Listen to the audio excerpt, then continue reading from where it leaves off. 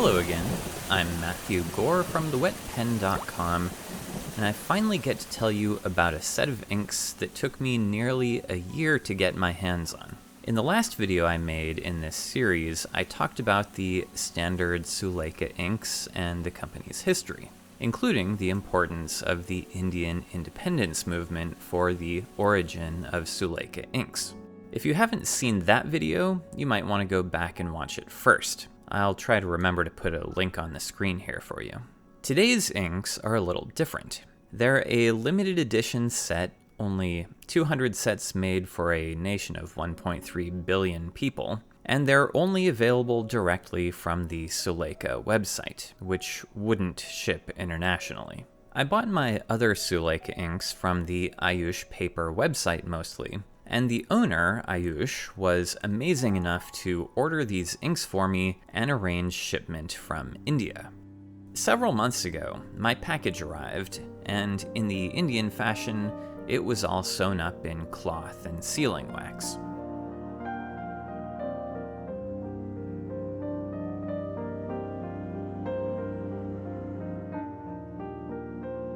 My final bottle of Swadeshi ink was in this package too. This was the royal blue. But the important thing was this: a heavy wooden box with a brass nameplate on the front. Below the company's name, we have Bengali script that says Firingi Kali. And to match the brass plate, there's a brass handle on the top and a brass latch on the front. And inside of this box are 6 bottles of ink that look like this.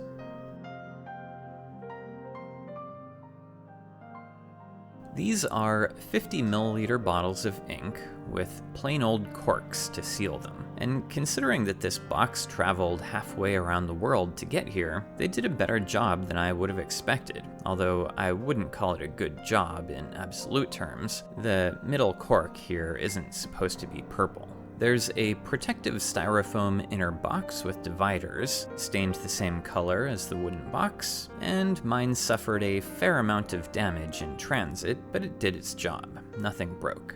Along with the box and bottles of ink was this hardcover booklet that provides the story behind these inks and some more general history about the Sulekha company.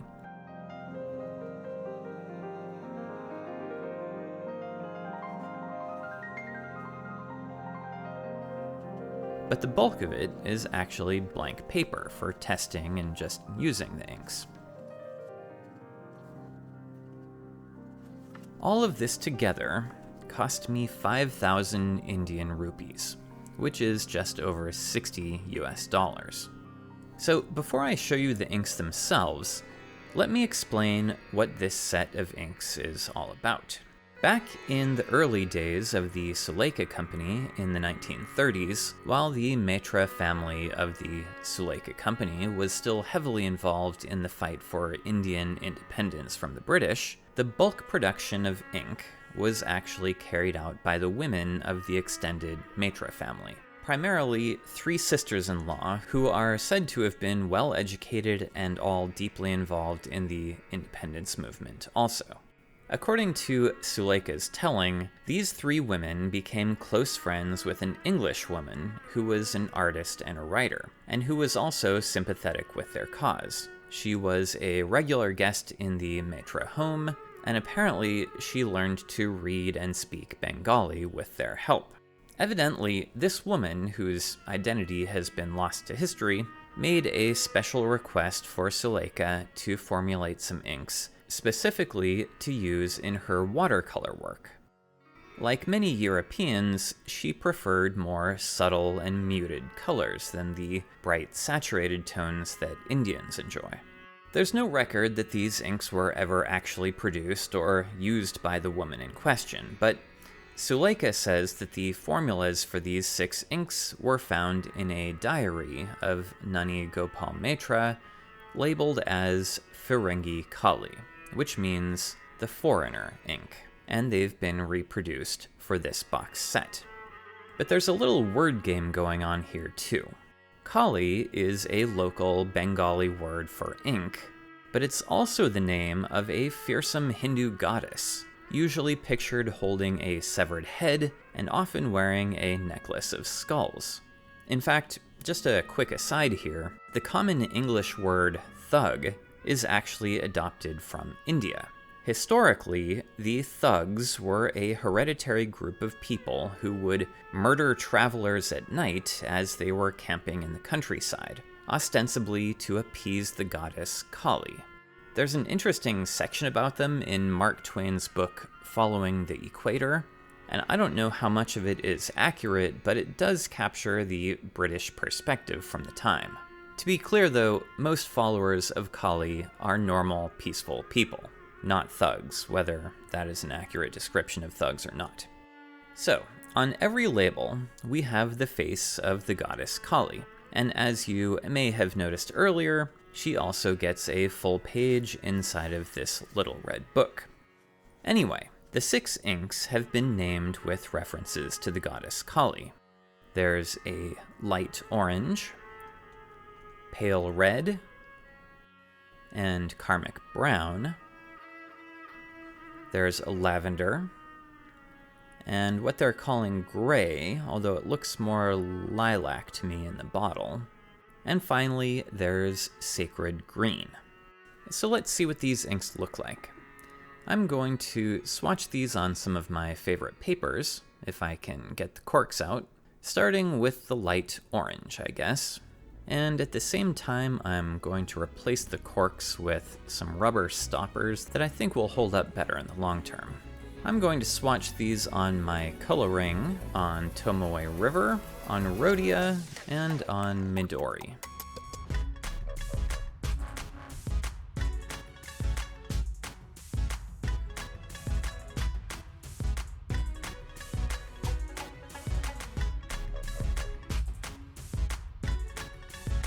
And after I've given these a few minutes to dry, you can see that this is a good solid medium orange, despite the name. It's pretty dull on Tomoe River, but otherwise it's nice and vibrant. A yellow orange where it's light, deepening to a pumpkin orange where it's heavy. Now the pale red.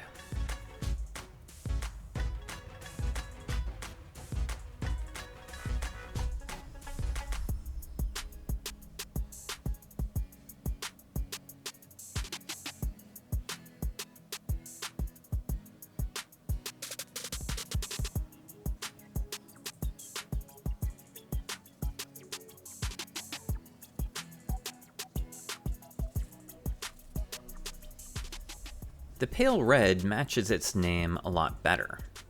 This is definitely a pale red, bordering on pink, especially when it's dry and gets less orange.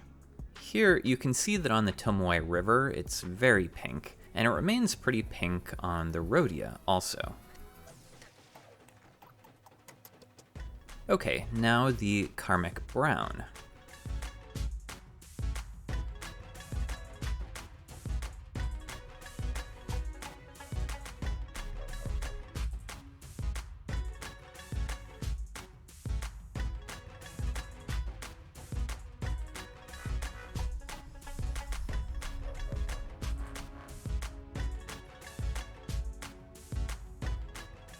Interesting. This is a warm, medium brown, not heavily saturated.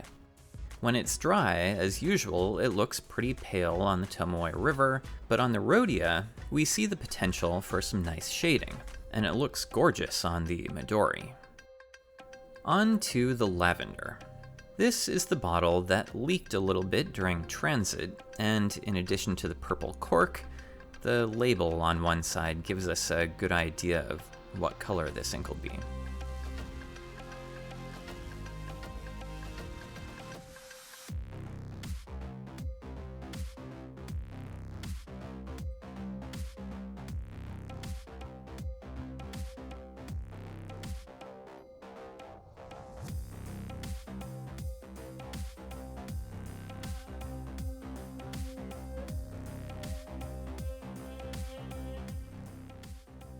I just tried to wash the foam swab that I used here to swatch these, and this was the first one that didn't come clean. It's stained blue-violet, so this ink might have some permanence on paper. Again, this ink is on the pale side when it's thin, and it's a fairly blue-leaning purple, especially in the dark areas of this rhodia. This is the first one that doesn't really look good on Midori. And this is the gray.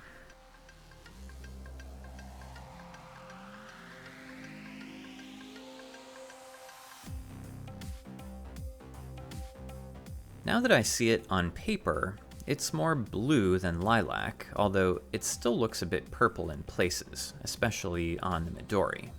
This is an ink that gives us a lot of variation depending on the paper.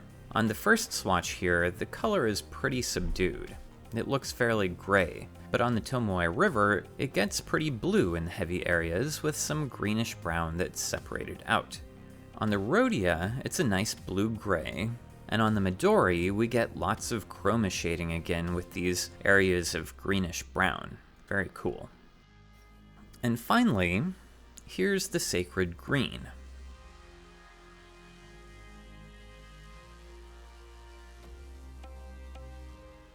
As expected, this is a pale green, darker than a seafoam green. I guess it's a light teal almost, maybe not quite that blue.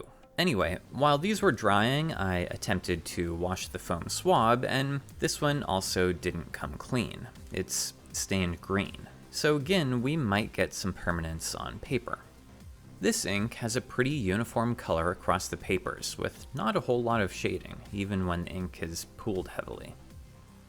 Those of you who saw my previous video about Sulekha inks might be asking yourself a question at this point. Doesn't this Firingi Kali gray ink look a lot like the Sulekha Swatch Twilight Shades ink from the previous video? I certainly think so, but let's take a quick look at a side-by-side comparison. Here is the Twilight Shades on the left, and on the right is Firingi Kali gray. I will give these a moment to dry.